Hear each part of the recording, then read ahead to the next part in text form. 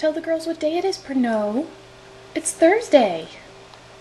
You appear unimpressed.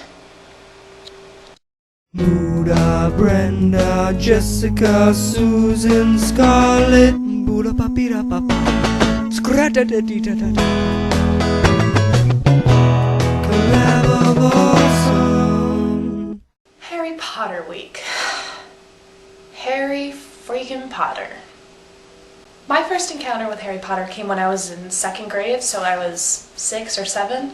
The first book actually came out a year before that when I was in first grade, but because there was so much hubbub about like, oh, the book with the witchcraft and the nonsense and don't let your children read this, it's Satan's book, my mom was a responsible parent and decided to read the book for herself instead of just listening to all the crazy people. And she found absolutely nothing wrong with it. But my mom's a slow reader, so I was a year behind everyone getting caught up. So my mom immediately handed the book to me as soon as she was done with it, and I devoured it, and then immediately we went out and got the second book, and I devoured it, and I think I've been getting them the day they came out ever since then.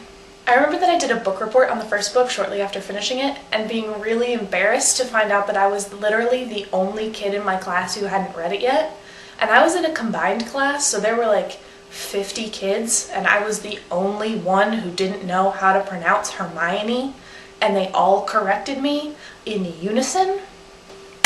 Given the extreme levels of my nerdiness and shyness back in second grade, I'm surprised that I even continued with the series at all after that. I'm so glad it didn't stop me. But I'm sad to say that I didn't actually go to the midnight release of the last book. When it came out, I was in the middle of the woods, sitting around a campfire with my friends from church, and we were all discussing theories about the book instead of actually reading the book. I'm not really sure if I regret that or not.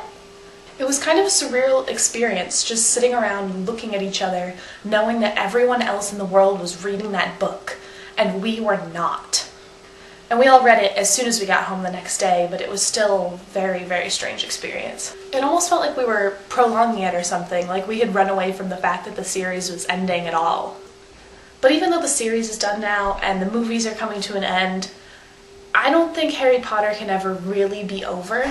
It's still one of those things where when you really think about it, you just kind of get like, God, I don't want it to end.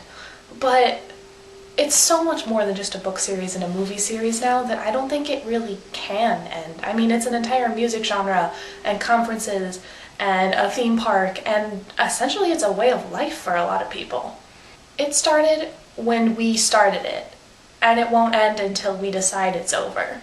So I don't think we have to worry about it disappearing without anyone wanting it to, because if people still want to talk about Harry Potter and go to conferences and sing Harry Potter songs, then they will.